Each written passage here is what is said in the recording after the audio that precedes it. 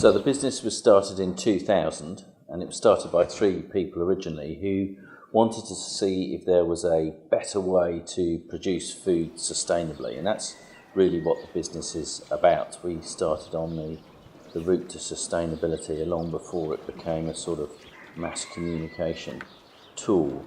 And really, when we think about sustainability, we think about things in terms of their ethical sustainability, their environmental sustainability, and their economic sustainability.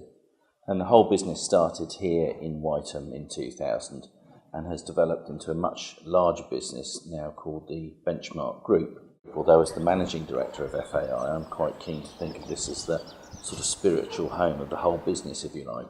And really what we do here is we research activities. We look to find out sound factual evidence to see whether a system really works against those 3 E measurements that we talked about.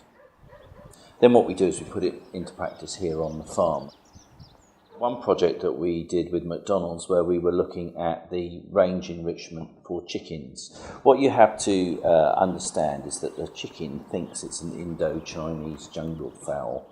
That's where they come from originally, that's where their ancestors are. So their genetics, their hardwired genetics, tell them that they're jungle fowl. And what we know by studying jungle fowl is actually they need shade and shelter over the top of them. They need canopy cover. The thing they fear most of all is some flying predator coming over the top of them and eating them. So if you provide a chicken range which doesn't have any canopy cover, the chickens are actually in a relatively high stressed state. If you give them cover, then they are much less stressed, and as a result, they produce better eggs, they're more productive. There are actually a whole range of benefits, particularly when you start measuring things across the 3 E's. So, by planting trees and working out how to make a system work on the farm here, then working with McDonald's and their supply chain to bring it into practice, we now find that standard production in the UK involves tree canopy cover on range areas for free-range chickens. That was a project that was partly funded by the government, by DEFRA, partly funded by McDonald's and by ourselves, and it brought around a complete system change in about a 10-year period.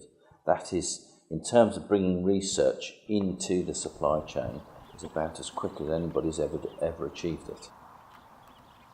Some of the projects that we've got going on at the moment are, if you like, at earlier stages. One that's about halfway through its life is some work that we've been doing with pigs. We've sort of forgotten that actually pigs can ferment grass much like a horse can. They hindgut ferment, not like a sheep or cattle, which are sort of ruminant animals that we're more familiar with. But we've forgotten that pigs are actually quite able to break down cellulose and use it. So our diets for pigs over the last 40 or 50 years have really been developed around products that have been readily available and in cheap supply, things like grains and maize and soya. And in the world dynamics as they are at the moment, those things are going to get much more difficult. And the reality is actually you can make a lot of loaves of bread out of wheat, certainly much more than you can feeding it to a pig to put on pork. And if we think about things in a sustainable way and feeding 9.5 billion people, we perhaps need to challenge ourselves to look at actually how we feed our animals.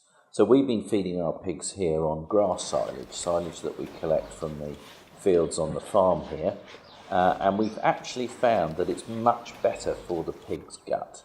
They're much better at being able to extract nutrients from that grass. And it also means we've been able to wean ourselves off imported soya, the protein element of the diet, and use crops like beans and peas, which we can grow here in this environment, much more at our control. So that project's about halfway through its life. We've proved the science, we understand what's behind it. There's still some more work that we need to do, and the next phase will be to try and roll that out into a commercial supply chain. But one thing's for sure, we cannot go on producing food in the way that we've produced food over the last 60 years because the circumstances around us have completely changed.